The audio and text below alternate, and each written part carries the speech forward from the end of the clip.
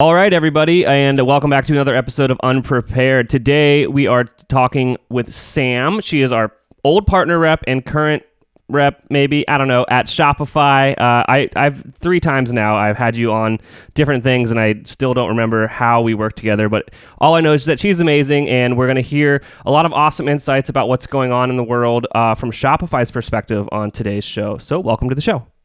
Thanks for having me, Chase. I'm really excited to be here, and I work on our partnerships team as a strategic partner manager.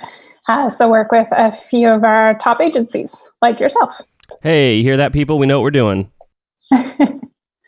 Awesome. So we spoke last week, and you said that you got some data delivered to you that you wanted to share today. So let's jump into it. We got 10 minutes here. Yeah. So I know we talked last week, and I just had some numbers I could actually share behind what we were talking about. So we chatted about how one of the really big trends we're seeing, which I'm sure is no surprise to anybody, is people moving their brick and mortar stores online. So one thing we're seeing is that our online store creation is actually up 75% when we compare the week of March 2nd to the week of April 12th. So that is a massive jump, and probably most likely due to mostly brick and mortar shops moving online. Yeah. A friend of mine is a restaurant manager, local restaurant, bar and grill. And in Ohio, at least, you are now allowed to sell alcohol with food purchases to go. Yeah. So I was walking him through that this weekend, and we got done, and then I realized, I was like, you need a different payment provider. Yeah, that's a complication to it, I guess. But it seems like a lot of cities are starting to allow that. I know that in Ottawa, where, of course, Shopify's headquarters is based, they're allowing restaurants to do that, which is great, because I know alcohol sales are generally a pretty large portion of the money coming in. So being able to do that, I think, is a huge increase for those merchants.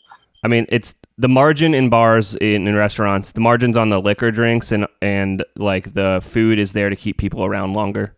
Yeah, absolutely. And then another really interesting thing that we're seeing is that merchants' customer base is actually growing. So they're reaching more people who'd actually never shopped before, which I think is just, of course, an increase due to the only option being to shop online for a lot of places. So we've actually seen a 78% increase in the last 3 weeks of merchants that have never shopped before purchasing from Shopify merchants. Yeah, I can say that's true on our side. New customer acquisition for a lot of our marketing campaigns is just going really great right now. Some of our clients are having some awesome growth periods right now. Yeah. And that goes hand in hand with the last episode where we talked about the numbers behind this all. It's very cheap to get in right now and start marketing. Yeah, absolutely. And we're seeing brand loyalty actually growing as well. So I think that we're seeing merchants really doubling down on efforts through social media, advertising, particularly social media with like Instagram, Insta stories, really building that transparency and trust with their client base. We're actually seeing a 28% increase in repeat orders from previous customers. So a good indication that those efforts from merchants to increase that connection with their existing customers is really working. Mm-hmm. Absolutely. I mean, it's so much easier to sell to someone that you already have a relationship with. Yeah, absolutely. And I think that another thing I've been seeing is just like a great community connection as well.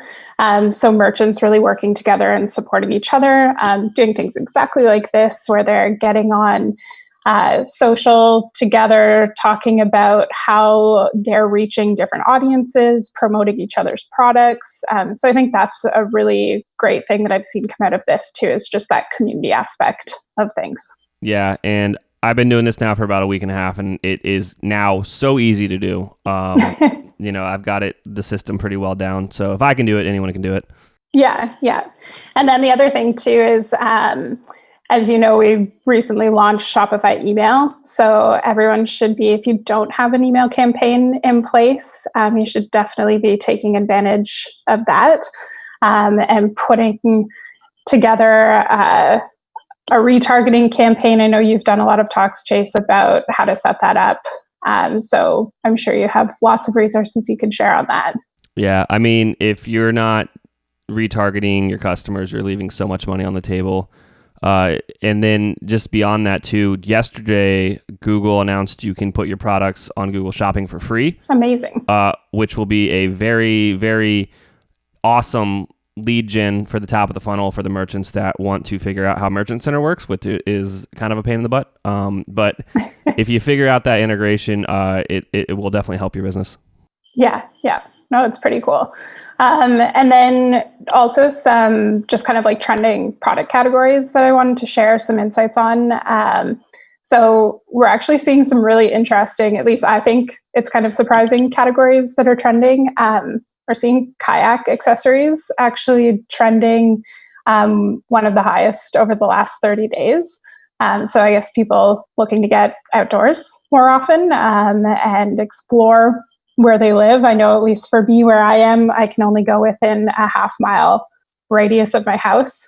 So trying to find creative ways to actually explore that half-mile radius. And then the other one we're seeing is kitchen and dining room tables too, which I think probably has a pretty good link to people just being working from their kitchen tables, having to eat in all the time. So that was a really interesting trending product category as well. That is very funny. When I am not recording videos like this, I am usually working from my kitchen table. Yes, I am actually working from my kitchen table right now. So a surprising one, but I certainly understand it because I'm ready to change up my kitchen table after staring at it for the last couple weeks. Oh, yeah. I mean, we just moved, and the first thing I bought when we moved in, we have a huge entertainment area, and I was just like, I need the biggest table that'll fit.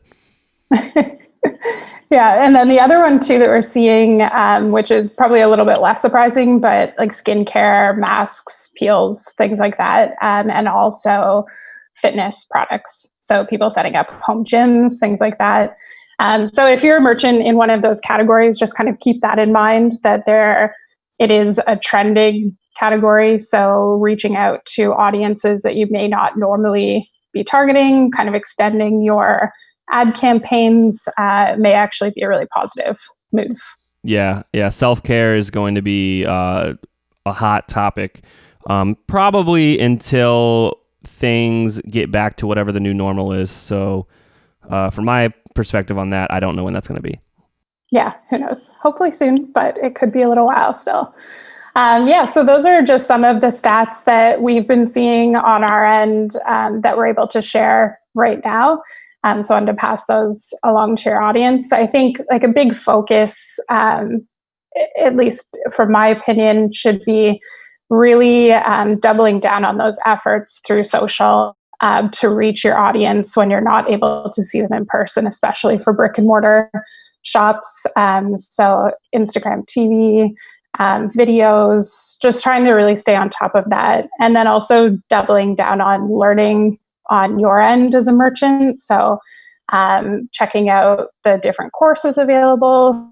Shopify has a lot, and Chase has done some great webinars for us. So taking a look at those options available as well. Awesome, Sam. Thank you so much for coming on and sharing all that. Yeah, thank you, Chase. Take care. You too.